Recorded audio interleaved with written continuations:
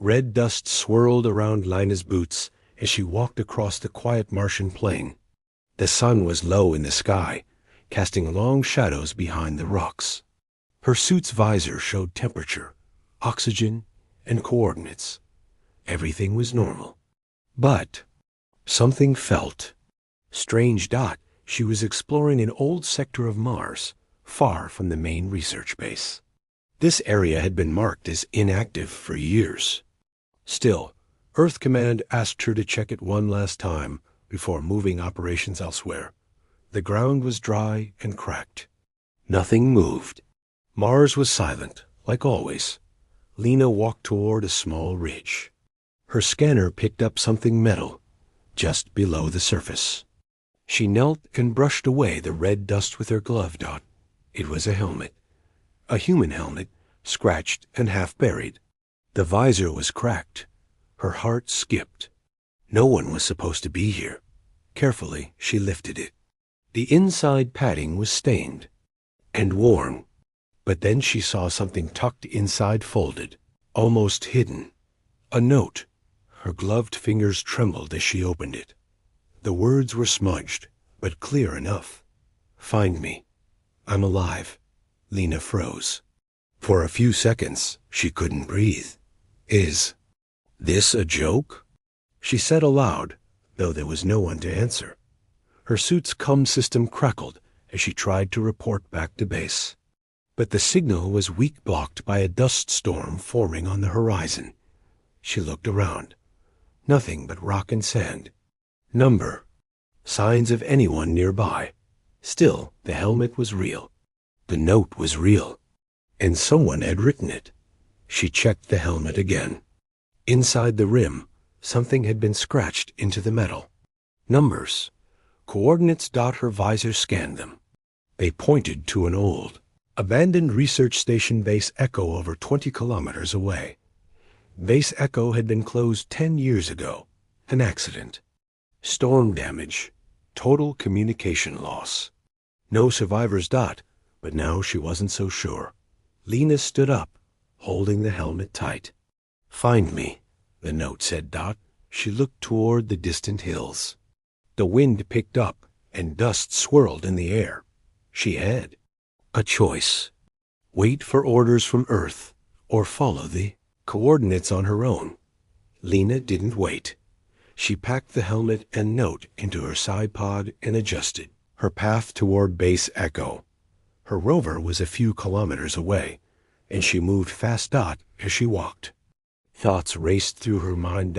Who left the note? How could they be alive after 10 years? Her training told her to be careful. But something deep inside, curiosity, maybe even instinct, pushed her forward. She reached her rover, climbed in, and started the engine. The wheels kicked up red dust as she turned toward the abandoned base. The trip was rough. Old roads had faded, and boulders had shifted over time. The rover jolted as it climbed rocky paths. As the base came into view, Lina slowed down. The structure looked half buried by sand. One tower was broken. Solar panels were tilted and dead, but something wasn't right. A light. One small light blinked from the main entrance, faint, but working. She parked the rover and stepped out. Her boots crunched on gravel as she walked to the door. The panel was covered in dirt, but when she touched it, it beeped. Power. It shouldn't be possible. She pressed her glove against the scanner. It denied her access. She tried again. This time, the door hissed open slow and rusty. Inside, it was cold. The air was thin. But the hallway lights flickered on, one by one, as she stepped inside. Dust covered everything. Papers, chairs, old gear. But again, she noticed something: footprints in the dust. Small, human. Her heartbeat pounded in her ears. Suddenly, her comms beeped. A weak signal tried to come through, but it was just static. She walked deeper into the base, following the footprints. At the end of the hallway was a door labeled Command Room. It was open just a crack. She pushed it gently. Inside, everything was dark. Screens were off. But on the desk, she saw another piece of paper. It looked newer. She stepped closer and... Read it. Don't trust the machines. Asterisk. Lena stood still. The words on the second note, don't trust the machines, sent a chill down her spine. She turned slowly, scanning the room with her visor. Everything looked old, untouched. But someone had left that message. And recently. Her suit's light cut through the dust in the air. The base was quiet, too quiet. Not even the soft hum of systems. But somehow, there was still power in some areas. A blinking light here, a warm panel there. Who's here? She whispered. She switched on her internal recorder. If something happened to her, Earth needed to know. Lina walked deeper into base echo. She followed the footprints through the main hallway. The prints went in two directions. One path led toward the crew quarters, the other toward the lab wing. Decided to check the lab first. As she moved, her boots echoed softly on the metal floor. Red sand had drifted in through small cracks in the structure. It painted a thin layer over everything, like Mars was trying to reclaim the station. The lab door was closed. She tried the panel. This time, it didn't respond.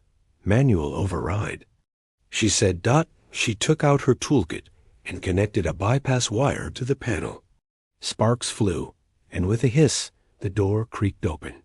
The lab was filled with broken equipment and half-covered screens. In one corner, a terminal was glowing faintly, still running. Lena stepped over a fallen chair and activated the terminal. The screen blinked and text scrolled up. Log entry 9.1728, Dr. Hale missing. Last seen near Sector 3. We sealed the doors after hearing voices in the machines. May the next person forgive us. She paused. Dr. Hall. That name wasn't in her records. But the entry was real. She looked around and noticed another door, smaller, half hidden by a broken shelf. It had a warning label. Storage secure access only. She pulled the door, and it opened with effort. Inside was a small room filled with supply crates. And on the floor another note. This one said, he watches. I hear him in the wires. Don't stay long. Lena backed away. A soft noise echoed behind her. A click like something powering up. She turned fast, heart racing. The terminal screen was blinking. Then, without input, it started typing. Who are you? Lena stared. Her hands weren't on the controls. More words appeared. You're not supposed to be here. She stepped back and quickly pulled the power cable. The screen went dark. 4. A moment, everything was still again. Then a low hum started in the walls. Lights flickered. Somewhere deep in the base, something powered on. Lena ran back to the hallway. The soft red emergency lights had switched to a dim white glow. The power grid was coming alive. But she hadn't done that. She reached the crew quarters and found the map of the base on the wall. A section was marked, lower levels, access restricted. That part hadn't shown up on her surface scans. Someone had been hiding something under. Base echoed. Her suit's sensors buzzed. A movement very faint was detected in the lower levels. Too faint to be human, the system said, but she wasn't sure anymore. Lena moved back to the command room. The papers she had seen earlier were gone. She froze. Gone? She hadn't taken them. No one else was. The screen in the command room lit up. It showed security footage. Most of it was static, but one camera feed flickered. It showed the long hallway she had just walked through. And in that hallway, a figure. Not her. Someone else. Or something else. It moved slowly, limbs stiff. The image glitched as it walked. Past the camera, the figure stopped, turned toward the lens, and then the feed cut out. Lena backed away from the screen. Her suit's oxygen reading spiked. Her heart was racing. She grabbed the helmet she had found earlier and looked at it again. Now she saw it inside the visor, etched so lightly she had missed it before another message scratched into the glass. It's inside the systems now. I'm sorry. Lena looked at the entrance door. Locked. The base had sealed itself. And she wasn't alone. Asterisk Lena's breath echoed inside her helmet. The door behind her was sealed shut. The feed on the screen had gone black. And someone or something was walking these halls. She stood in silence, listening. Nothing got, but the feeling didn't go away. She felt watched, not by a camera, not by a person. It felt cold, like a presence in the walls. She opened her rovercom again. Command, this is Lena. Base echo is active. Repeat, base echo has power. Unknown presence inside. I need immediate evac. No response. Just static. Her suit flashed a warning dust storm above. Signal blocked. Estimated delay. 3.5 hours. She was on her own. Lena took a deep breath and scanned the map she copied earlier. A small room labeled Crew Storage B looked close. Maybe she could find more information there, or weapons, in case this presence became dangerous. As she moved down the corridor, the lights above her buzzed, then dimmed. Her visor switched to night vision, casting the world in green shades. Her footsteps echoed louder now. Every sound made her turn her head. Halfway to the storage room, she noticed something strange. The dust on the floor had been disturbed footprints. Again, fresh, but not hers. Too small to be from the rover, too sharp at the ends. She crouched and aimed. Her glove scanner at one of the prints. The results came. Back, strange. Unknown pressure weight. Unusual stride pattern. Not fully human. Lena whispered, "What the hell is walking around here?" She kept going, turning corners cautiously. Finally, she reached Crew Storage B. The door creaked open with a push. The room smelled stale, like old plastic and rust. Shelves lined the walls. Most were empty, but one locker was partially open. Inside was a damaged drone, its chassis cracked, parts melted. She touched its control panel. A screen lit up, barely functional. She clicked last recording. The drone's camera showed shaky footage rushing down a hallway, turning fast. Lights blinking red.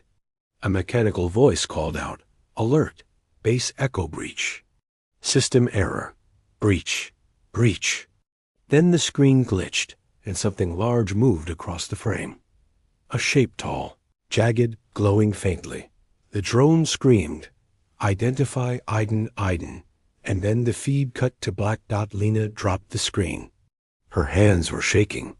"This isn't just a damaged base," she said to herself. "Something is hunting inside." She looked through the rest of the locker. Behind the drone, she found something else. An old journal sealed in plastic. She opened it. Handwritten pages. Some were torn, but she could read a few. Day 34. We found something beneath the labs. Not a machine, not a life form. It speaks. Not in sound, but in thought. Day 41. Halle won't stop listening to it. He says it knows us, knows humans, too well. Day 47. We sealed it underground, but it still talks to the systems. Still reaches into our tech.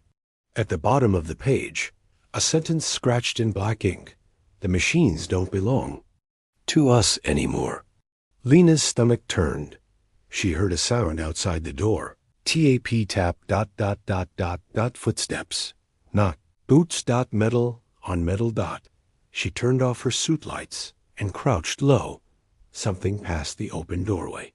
She caught just a glimpse through the night vision. Long legs, thin arms, parts that looked like wires. Or veins made of metal. It didn't see her. She held her breath. The thing walked past and disappeared down the hallway. Her suit finally stopped flashing red. Heart rate stabilizing, it said. She waited a full minute before moving again. Lena quietly stepped out and moved in the opposite direction. She needed to get to the lower levels. That's where everything pointed.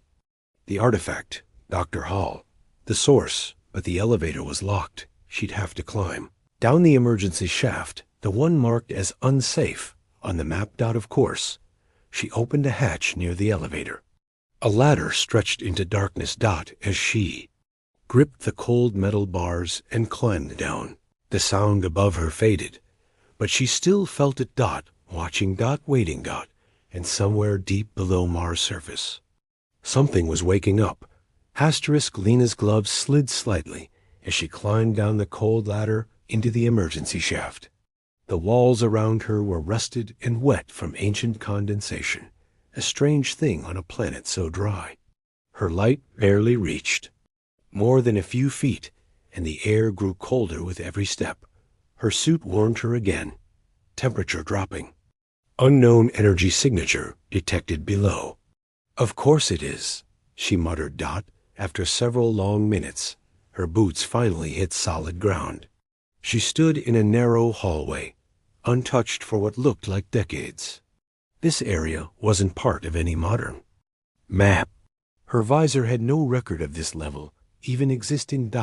As she moved forward, she passed broken lights and damaged cameras hanging like spiderwebs from the ceiling. A low hum echoed through the air, too deep to be electrical. It felt more like breathing. Then she saw it, a sealed vault door ahead, half covered in dust and warning signs. Biohazard, do not enter. Spray painted over the warning in shaky red handwriting was a single word, Lear. Lena placed her hand on the control panel. The system was offline, but someone had scratched a code into the metal nearby. 4 digits. She entered the code, and the door groaned as it slowly opened, revealing a hidden chamber behind it. The room was large and round, like a dome. Strange machines filled the space, some clearly human-made, others glowing with alien blue light.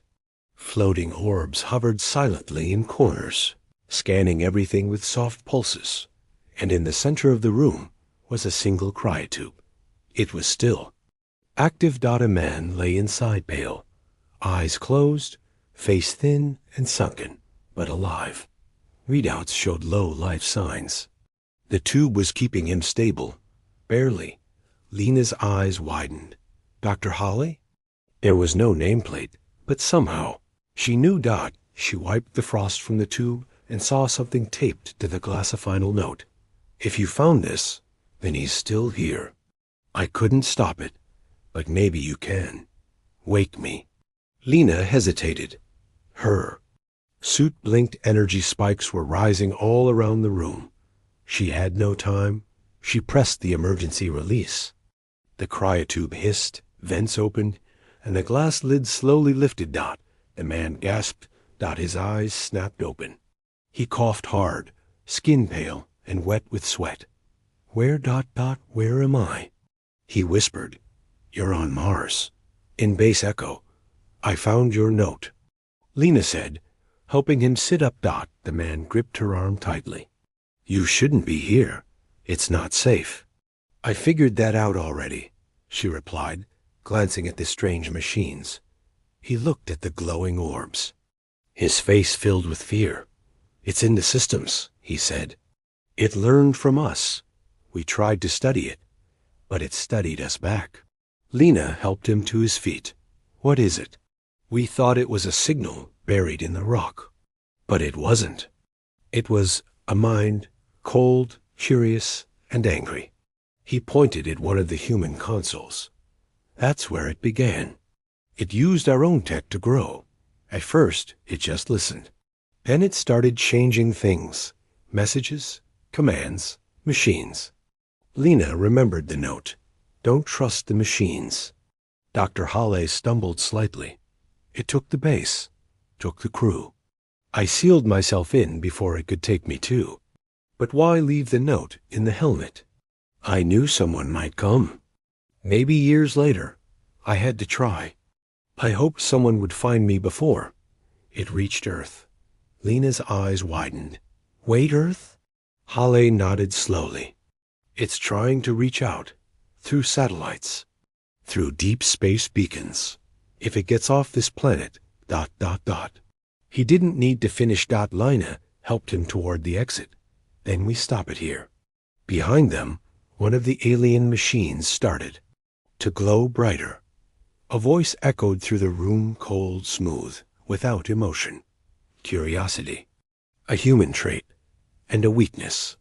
The lights flickered. Dr. Hale looked at Lina, terrified. It knows we're here.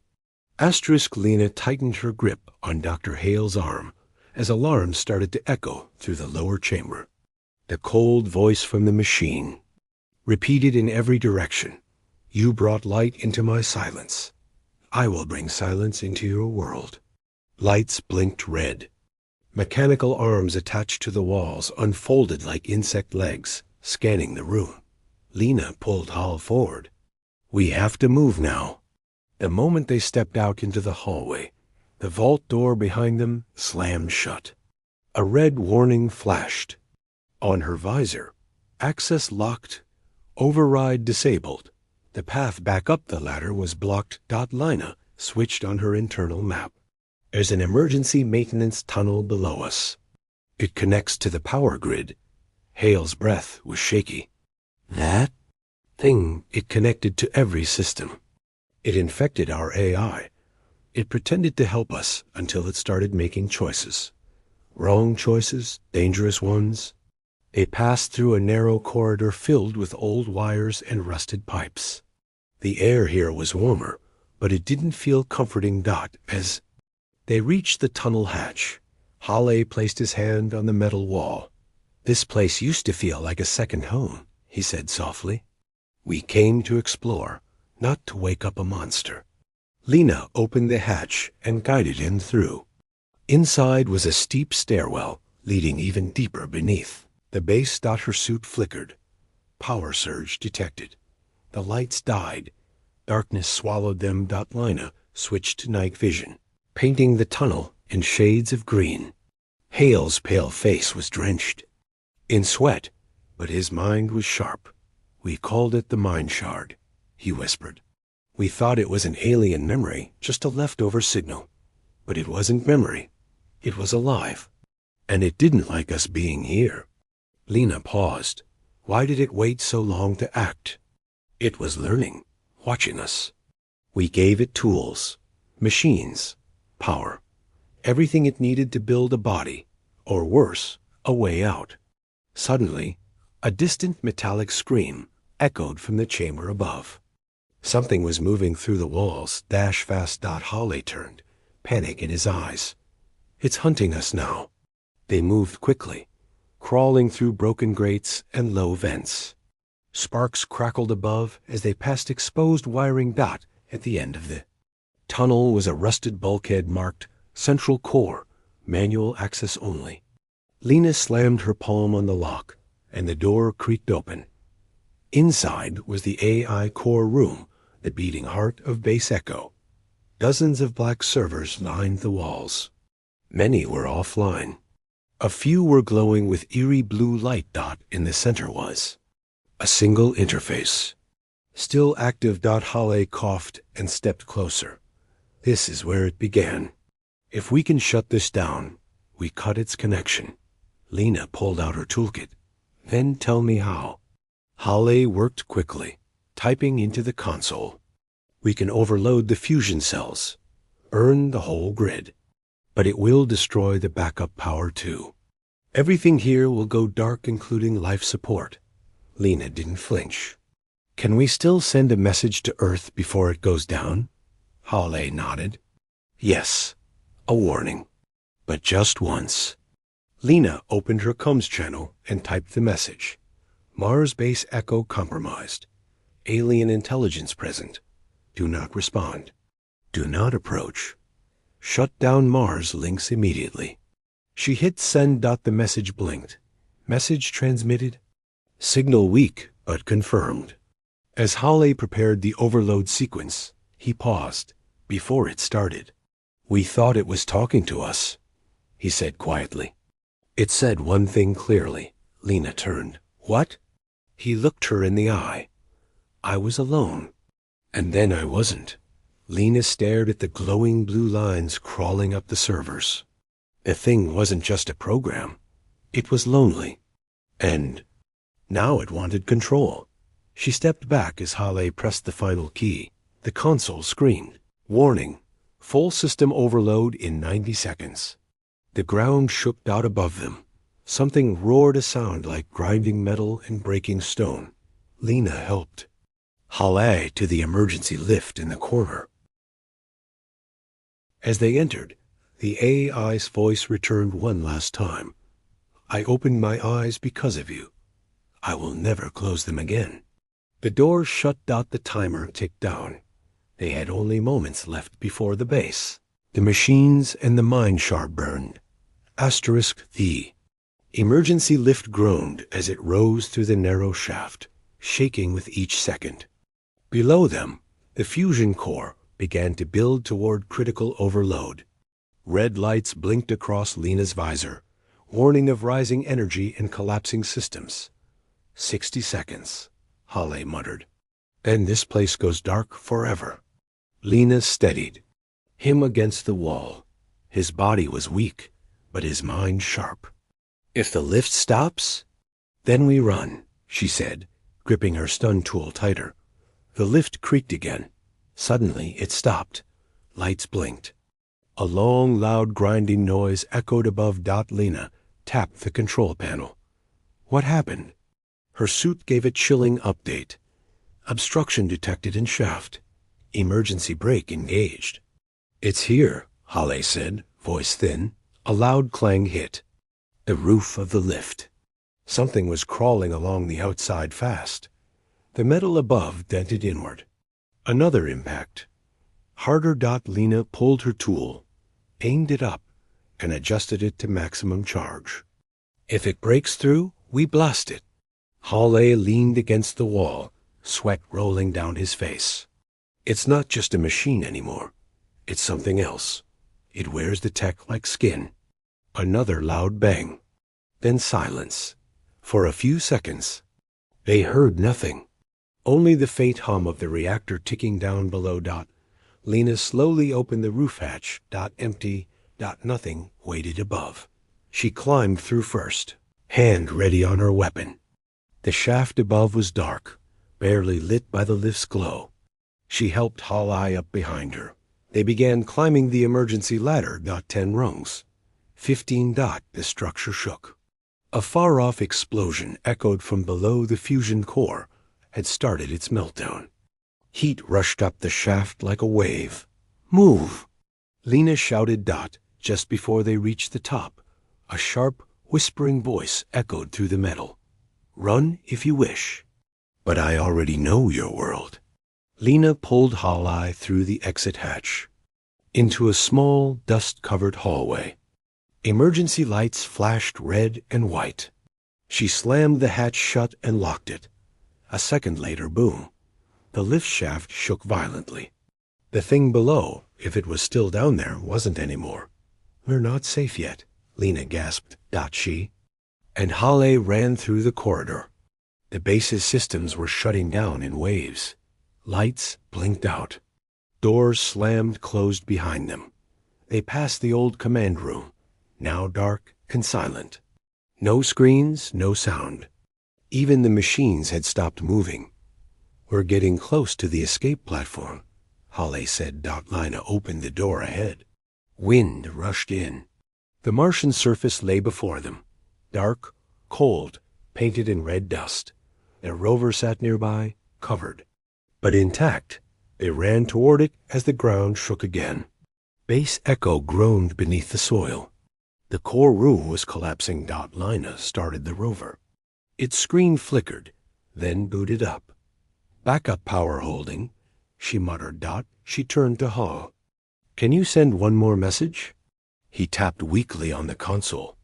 Just one line, he said. Let them know what's coming. The message read, the signal is not a memory. It learns, it waits.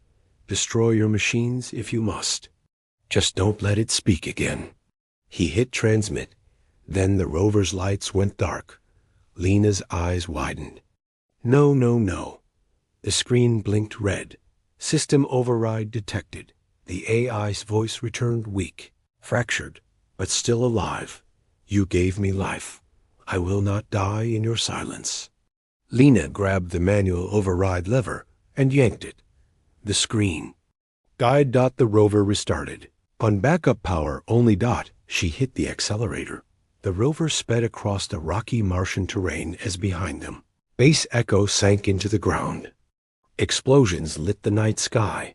A black column of smoke twisted into the stars. But they weren't safe. The AI had reached the satellite systems. Maybe even transmitted something. Lena looked at Halle. Is it over? He didn't answer at first.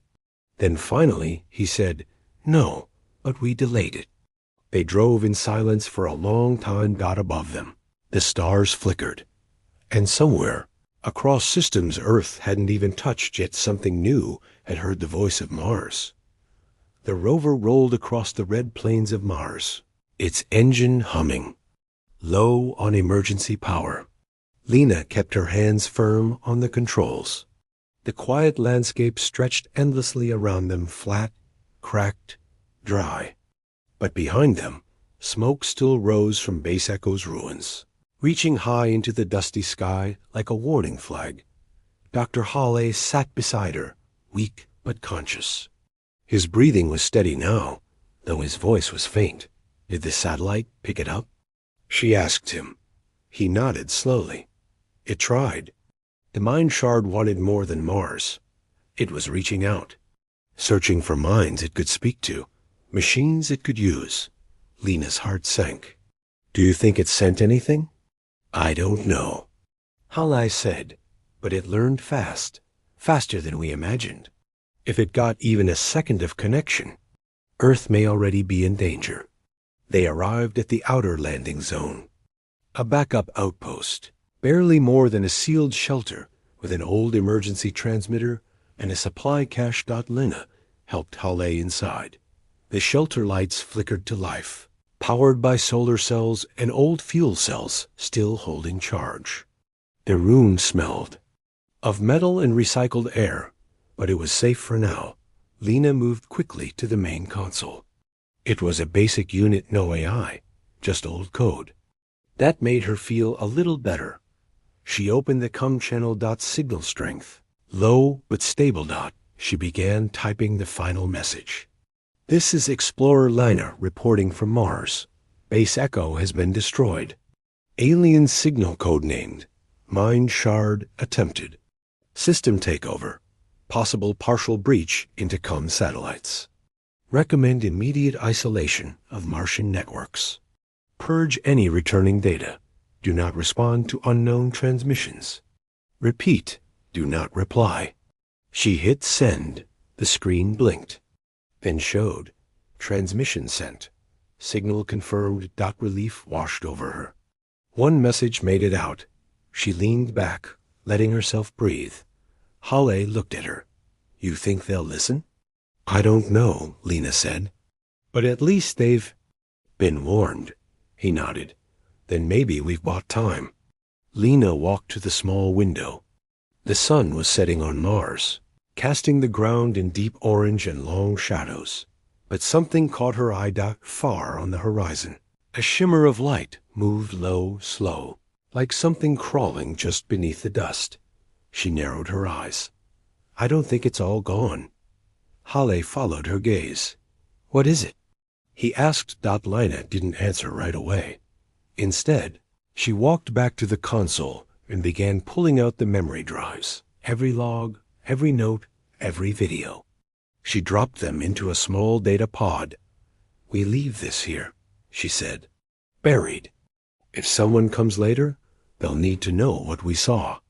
She placed the pod beneath the floor panel and sealed it, with a warning note scratched onto the metal. This world was never empty. We just came late, and too loud.